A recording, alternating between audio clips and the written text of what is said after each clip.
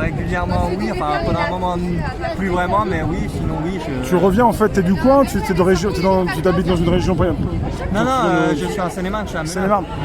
Pas très loin, quoi. Melun, on est déjà passé par là-bas.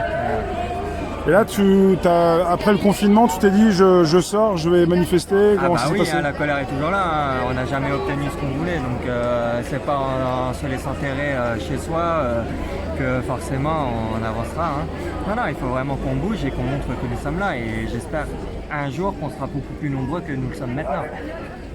Tu as réalisé un petit Macron, c'est quelque chose que tu as fait faire sur commande? Ouais, j'ai fait faire sur commande, c'est pas moi qui l'ai fait.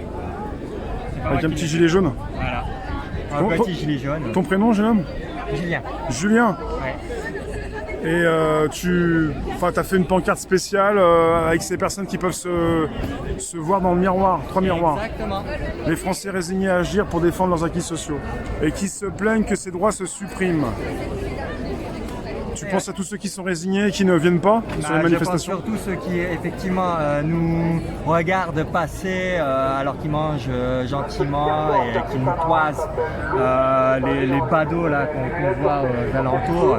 Qui limite nous insultent de parias, parce que j'ai déjà connu des personnes qui nous disent ouais voilà les parias les Français, et qui ne sont pas là pour défendre leurs droits, les acquis sociaux qu'on a quand même gagnés, enfin que nos ancêtres ont gagnés, hein. Et ils sont en train de tout perdre, et eux au lieu de se défendre et de bouger, non ils préfèrent regarder. Soit te regarder comme ça, soit s'en foutre complètement. Et c'est à partir de ce moment-là où moi j'ai la rage, parce que si on n'est pas unis, si on n'est pas plus nombreux, on ne pourra jamais renverser un gouvernement aussi autoritaire que nous l'avons maintenant. Tu souffres du pouvoir d'achat dans ta vie par rapport à ton travail ou tes études, je sais pas?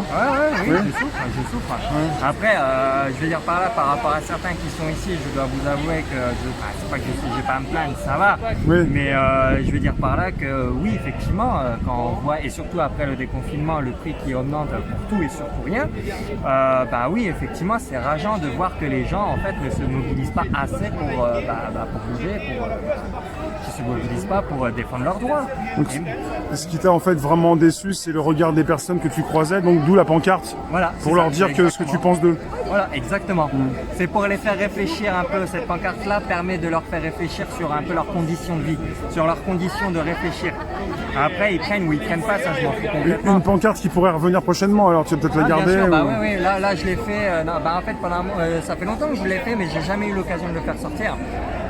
Parce que pendant un moment, les manifs c'était interdit, ou alors il fallait venir incognito, sinon on se faisait arrêter par la gendarmerie ou par les flics parce qu'on avait un panneau et tout ça.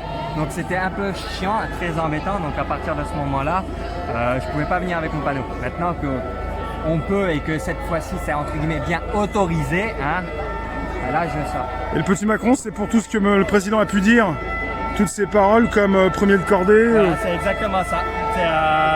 Qu'est-ce qu'on peut faire avec une cordée? Et ben voilà, une belle cravate. Une belle cravate. Une belle cravate en corde. C'est un peu violent quand même. Non, c'est une cravate. C'est une cravate? D'accord. Après, vous représentez ce que vous voulez représenter. Moi, je représente une cravate. Après, chacun interprète. D'où la subtilité. Je te remercie, Julien. De rien.